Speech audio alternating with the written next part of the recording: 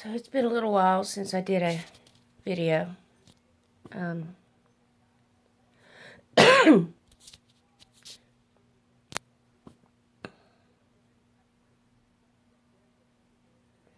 let's see if we can catch up.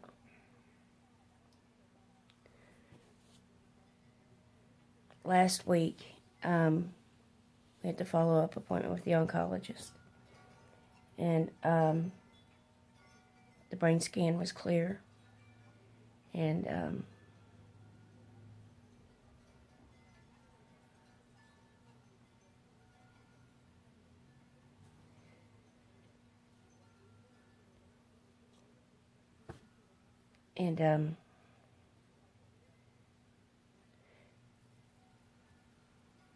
Lisa, Peanut, wanted to go on with the chemo. And the doctor, or the physician assistant, is who we saw. Said we could do that, but warned that it would make her much, much sicker. It wouldn't not improve quality of life. And if anything, it would take away from her quality of life, but she was insistent about doing it. Since then, she's grown weaker and weaker and weaker. She had a fall last Friday morning. I had to call an ambulance to have somebody come and help me pick her up. And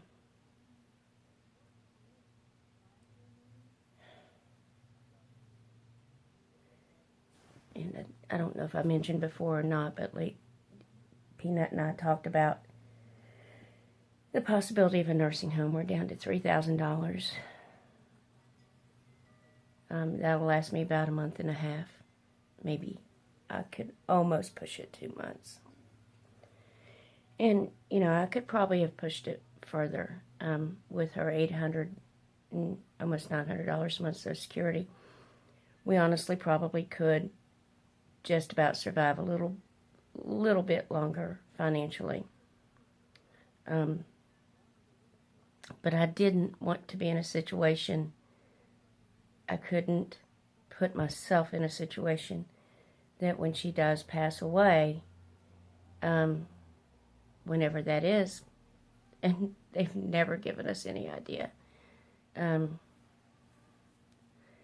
that I have nothing and I have to take the first thing I can get. I don't want to be in that situation. I don't want to be miserable in a job. I don't think I can take that.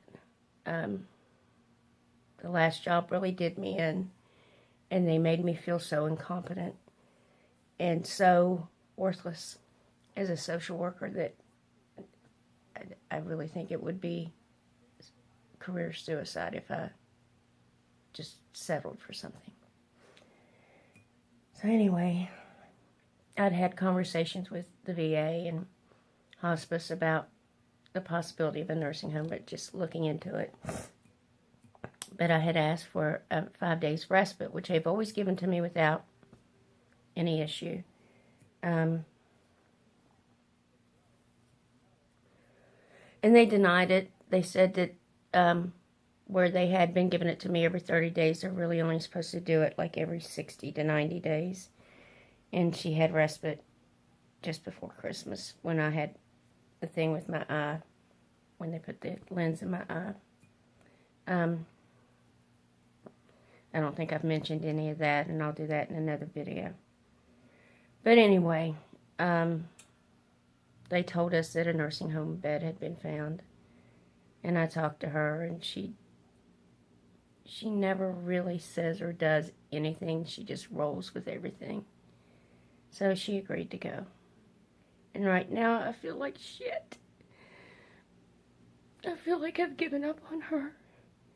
Like I've thrown her away. She's not here. She's there.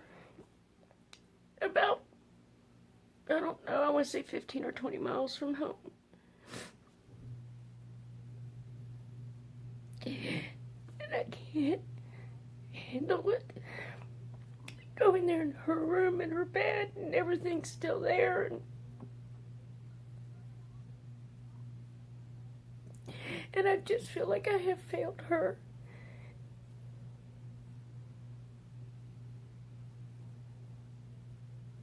I just wish that there was some way I could keep her home. That I could keep her home and they either pay her rent or, give us more home health hours.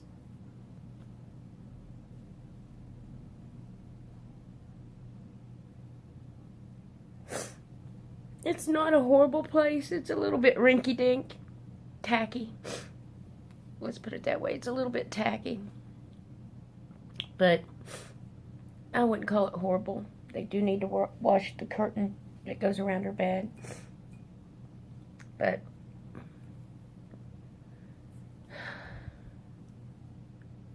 I'm broken.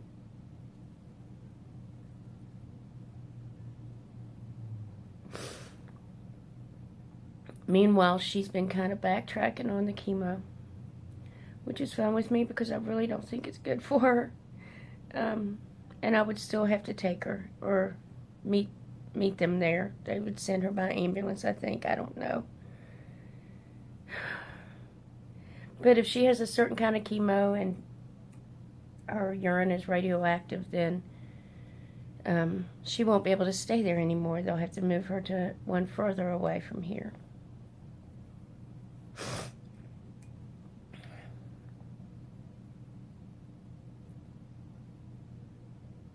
It's just not fair.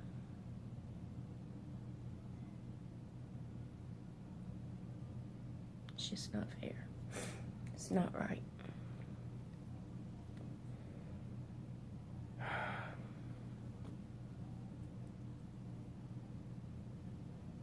I'd feel better if the VA had their own nursing facility.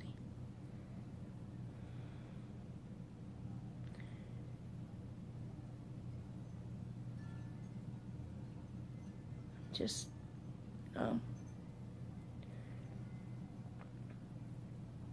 we get there and she has to share a room, and she shares a bathroom with her roommate and the two people in the room next door. It's a Jack and Jill bathroom. And if she can't get up and make it to the bathroom, they'll use a potty chair. A bedpan. They won't use the potty chair because they feel like it takes her dignity away. And she just recently started using the potty chair here. So they'll put her in her wheelchair and they'll transport her into the bathroom and put her on the toilet and all that.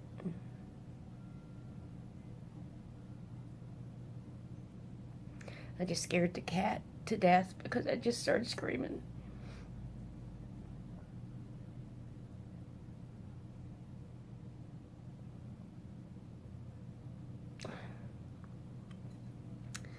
It's a very small facility, and they seem like really committed to taking care of people. So we get there, and there's no TV on the wall. Which, in all honesty, is her life. That's all she does, is watch TV. And so, her roommate has a flat screen TV, a great big one, as a matter of fact. But all we have, is the little one in her room. Now I have a flat screen in my bedroom. Or I could go buy another one for her. Her sister sends us money. I just use that. It's $250 a month. But, so I asked him if we could use the console TV, because I had seen in one of the rooms somebody had console TV, and they'd put up a big shelf, and it was sitting on that. Albeit it looks a little dangerous. It would be, a TV, and it would be an option. And I signed all of her paperwork. And hospice came and talked to her, and I did her inventory and unpacked her.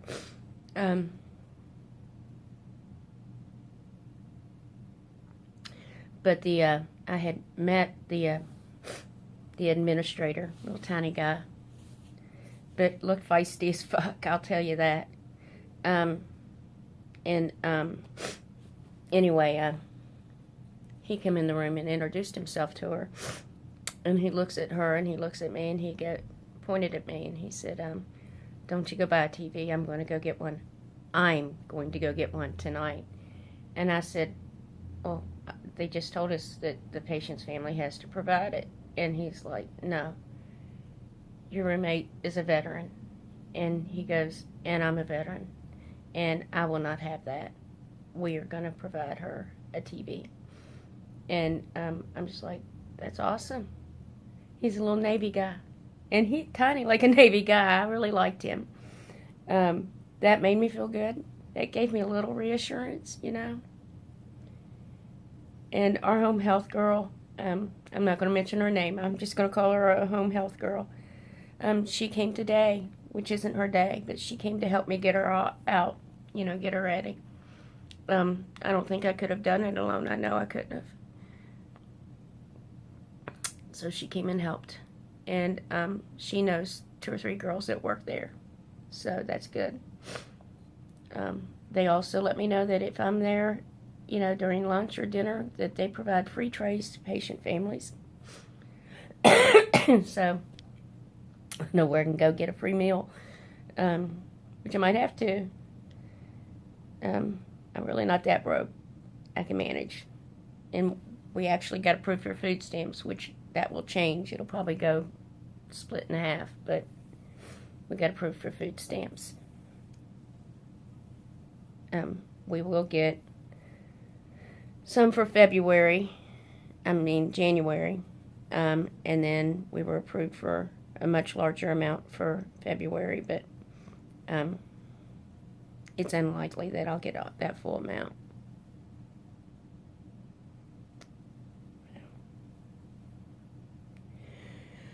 I have no idea where this is going to go. This is the upside, too, about where she's gone. Instead of going to a facility here in Huntington, where my mother was, and that's still on the burner, because if we both hate this place, then we're going to use that one. That one would require her Medicaid to pay, which means they would take all of her Social Security money, about $50. But because this is a VA facility contracted through the VA, the VA pays for it, and she keeps her money. So her money can continue contributing to the household, and that will be helpful. And that's another reason why I was just going to go out and buy a TV, because I knew that I'd get that money in a few days, and, you know, I was going to go get her a big TV, spend $300 or $400 on it. But we don't have to. So that money will go towards her data plan on her phone, because I'm not sure they have Wi-Fi there. I forgot to ask. And it will go towards her phone bill, and it will continue to help pay rent here.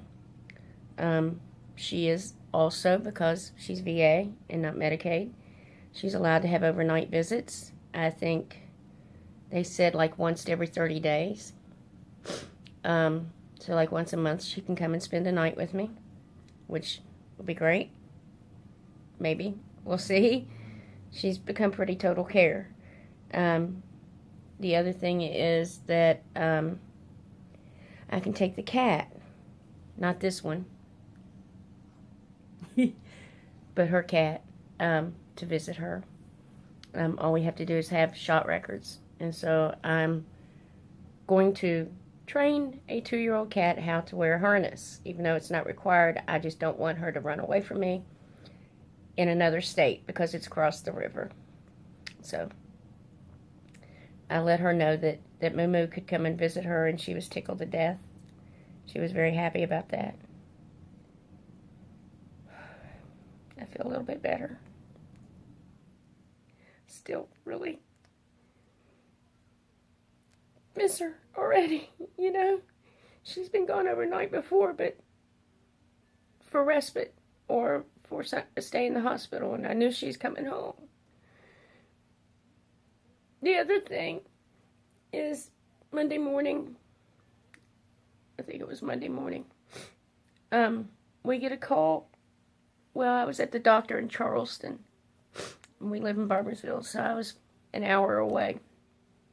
Home health was here with her, and her brother tried to call me, and I couldn't answer because they were examining my eye, and before I could call him back, by the time I was out at the nurse's station, she called me. She almost never calls me when I'm out. She never calls me when I'm out. And she told me her nephew, who's about 42, had passed away in his sleep, and that his mother had found him dead that morning. Now, it wasn't anything bad. It wasn't drugs. It wasn't, anything to his own devices. He had a cold, and apparently he had pneumonia, and they didn't know. And he died in his sleep. So, her family's dealing with, her nephew died, and she's gone into a nursing home, and she's dying eventually. I mean, she's not going to get over it. She's not going to get better. It's not going to go away.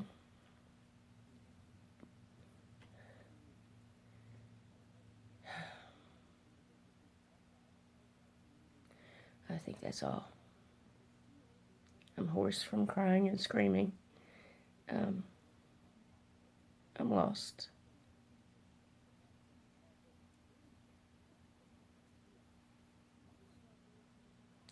And I'm very thankful to the home health lady that came in, even though she didn't have to. Her days are Monday, Wednesday, and Friday, but I told her if she wanted to come, she could, and that way she wouldn't lose Friday.